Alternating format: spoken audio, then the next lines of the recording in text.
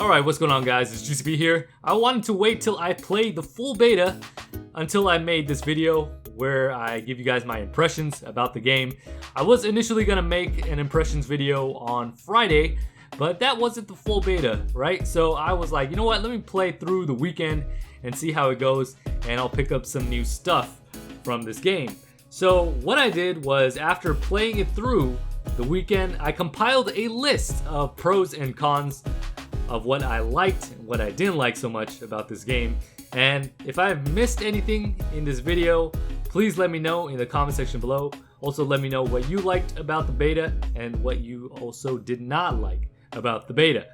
So with that being said, I'm gonna get straight into it. By the way, this gameplay, before I do get started, is kind of a conservative gameplay.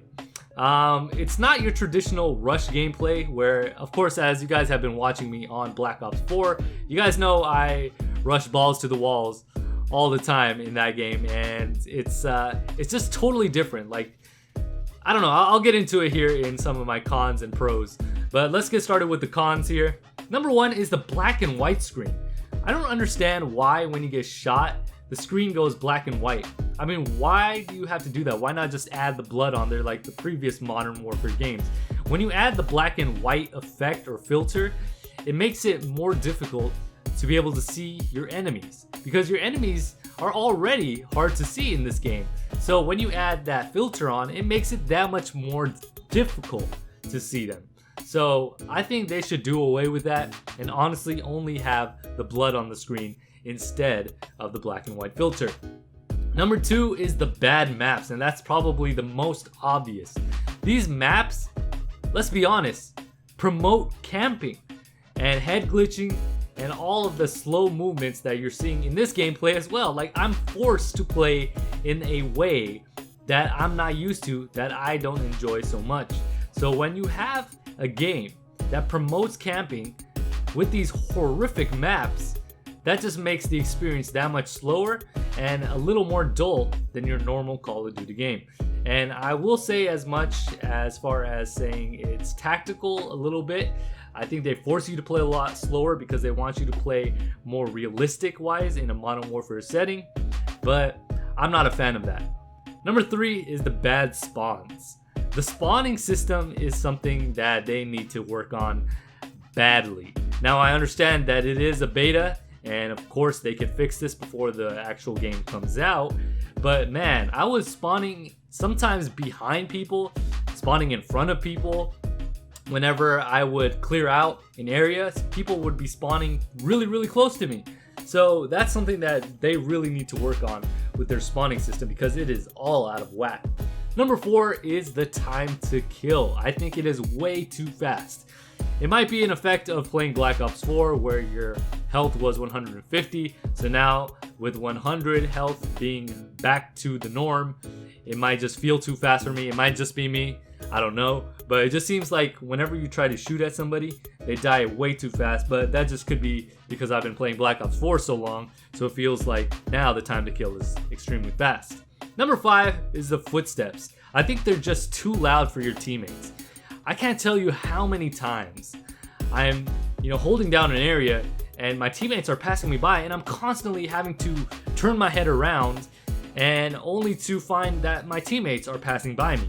And that just eliminates my line of sight and my focus on where I think the enemy is going to be coming, because I'm turning around thinking my enemy's behind me when in turn it's actually my teammates. So I don't know what they need to do. They need to kind of, I think, suppress the teammates' footsteps and make them less loud, and elevate the sound of the enemy's footsteps compared to your teammates. I just completely get thrown off all the time, and you lose focus of that. And there have been also times where I look back to see my teammates passing me by with their footsteps, and when I look back at where I'm supposed to be looking at, where the enemies are going to be coming, they're right there and they kill me.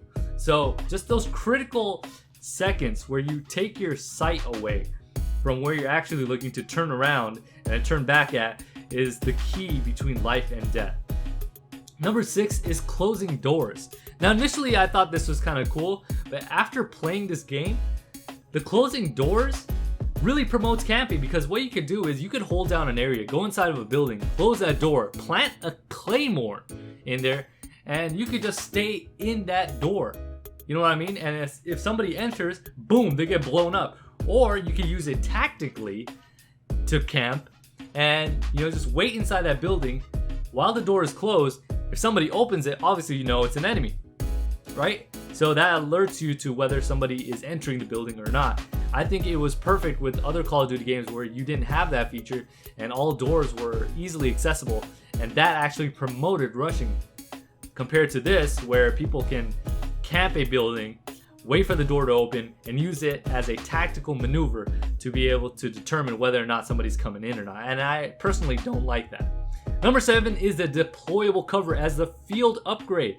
Now, it is very beneficial to run this as you guys are watching on your screen in this gameplay to head glitch, and you can also mount your weapon on it. So I think, again, that promotes head glitching and camping. You know, I think we should do away with that because it's just too good, man. You could really hold down an area and lock it down with a deployable cover, because now you don't even have to use the buildings or structures around you. You could just deploy your own out of nowhere, right, as a field upgrade. So I don't think I agree with that, and I think that should be done away with. Another field upgrade that I think doesn't even actually belong in field upgrades is number 8, Dead Silence. Why is that not a perk in this game? It was perfect in other Call of Duty games as a perk, but in this, it seems like it's a field upgrade, and even then, it's only for a short duration. So you cannot have Dead Silence on for the whole game. You can only have it for a short duration. So I don't agree with that. I played with Dead Silence as my go-to perk with every single class that I had. So that's that. Number 9 is kill trading. I don't like that at all. Like, I could be shooting at somebody, they could shoot at me, and we kill each other. Like, what is that? Like, either one person gets the last shot off and kills the other guy, or the other, like, either you win or the other enemy wins. Like, it's that simple. Don't make it where you can kill each other. Like, that's stupid. Okay, so now that I've gone over the cons, I'm gonna go over some of the pros that I have, some of the things that I enjoyed about this game. Number 1 is editing your loadout in game. I think that is magnificent. I think it's really cool, especially when you combat against enemy teams, to be able to switch your strategy up if one is not working. I think that's amazing. No Call of Duty game has ever had this feature, and it's something that should be included in every single Call of Duty game, you know, moving forward. Number 2 is the graphics. The graphics look amazing. The animations look amazing in this game. I cannot tell you how impressed I was with how good this game looks. So obviously that's something moving forward that with the new engine that was expected, and I think, again, I was really impressed with that, and that's something that is definitely a positive. Number 3, the weapon sound. I think I'm out of order with the numbers, so it doesn't even matter. So excuse me if my numbers are out of whack. But the next one is the weapon sounds. The sounds of the weapons are crazy good in this game. Like, they actually sound like weapons of war or weapons where, you know, you would hear on the battlefield. So I definitely think that, you know, the sounds are very realistic. I think they play a huge part into how realistic and amazing this game feels. Like, it has that grit, you know what I mean, of the war games, the Modern Warfare games, and I think they really got that down. Number 5 is the amount of customization. More customization is always good, right?